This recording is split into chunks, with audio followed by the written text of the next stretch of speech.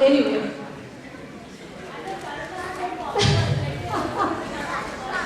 Yeah, that's just me. I'm a die-hard Shah Rukh Khan fan. A lot of you know by now. Every program I mention Shah Rukh Khan. Anyway, this was I think, the most important part of this is the creativity and the way they have brought in. Perhaps that's what we need to do for the next generation. You know, the next generation, if we do bhajans here and if we had played the actual Shakuntala here, I think half of our younger generation would have gone to sleep. So I think it's a good way to bring about the same story in a more creative way and connect to them. And what better than Bollywood? Nothing connects like Bollywood, fortunately or unfortunately. Has anyone, now I go back to a little bit of tradition, has anyone now thought about any other lessons or interesting thoughts from Ramayana? Anyone at all? Okay, I think Danish television should repeat Ramanand Sagar's Ramayana for all of you. But okay, I will not take long without much ado. We have our last performance of the day, the second last performance of the day. We have the group dance, Rajasthani folk dance, by a group of wonderful young ladies who also put in nearly 6 weeks of efforts to practice this beautiful dance for you, ladies and gentlemen.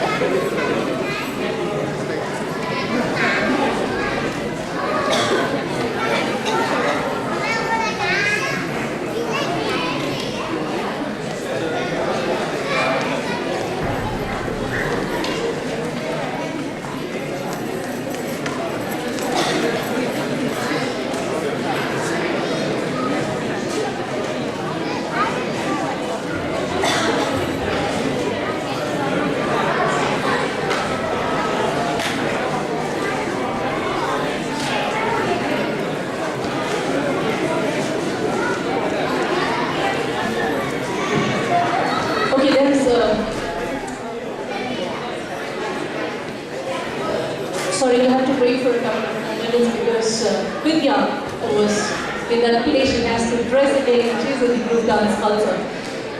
So, perhaps I could, since none of you are interested in telling or sharing what you learned from Ramayana. Yes, you are. Thank you. I was just waiting for somebody else to pick up the mic, but I would just like to say that Ramayana was something that Ramayana was something that my parents made a big deal out of, and they bought all the cassettes, and we used to watch each cassette one by one, and I couldn't wait.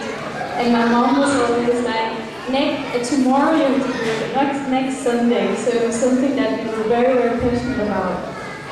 But there are two parts of Ramayana that I remember the most. One is Rama's eternal smile. There was this big feeling of love in Ramayana.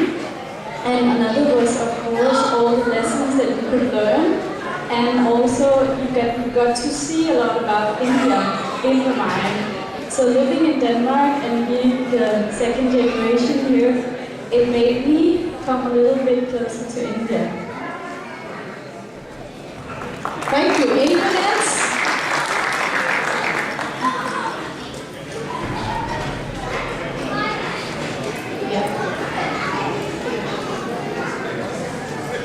Last call for this mobile phone. Anyone interested? Please come up to Kannan and buy your lotto tickets. Thank you for that interesting thing you shared with us. There are so many more things, so much more from all these mythological, mythological stories, not only Indian, but of course, even if you read Bible for that matter, or any kind of mythology, the question is, what are we doing with it? Are we understanding it and interpreting it, or are we watching it like the TV show where perhaps you say, wow, this is pyrotechniques and all that jazz that comes with Ramanand Sagar's Ramayana and missiles flying. As I said, I start by saying this thing about promise that comes through in Ramayana, keeping your word. A lot of us forget, and I doubt most of us, we don't keep our word. In small ways, we forget. And is the road finished? Okay. I've been stopped now by our president. He wants to announce the lotto. And there has to be someone to pick up the lotto. And should we request a kid, a little girl here? Would you like to come and pick up one? Lucky winner for us? Would you like to come and pick up a lucky winner for us? This is the second prize that she's going to pick up. Pick one.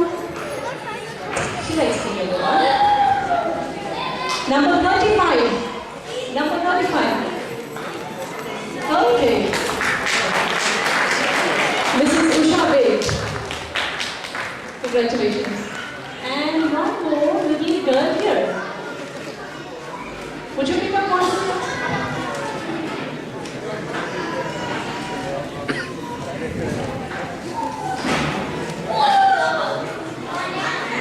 Who is the lucky winner of this cell phone? Number 55. 55. Who is 55?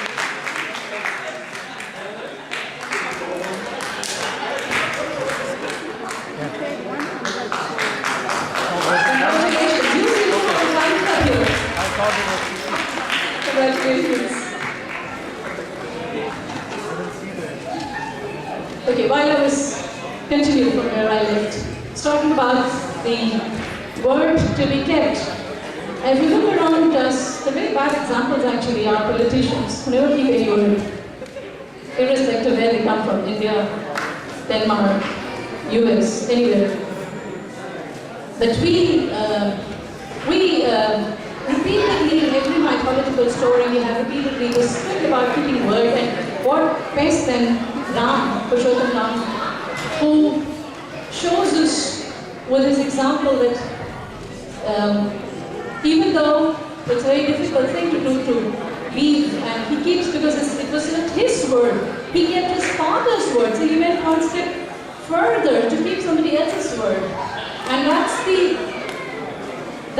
the most important, one of the most important lessons.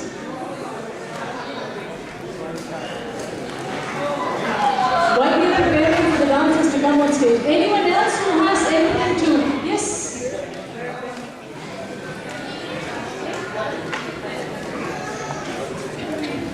I would like to say Ramayana gives us the power to stay together. Come what may, Pati and Patni, husband and wife, whatever the difficulties they face together, they are together.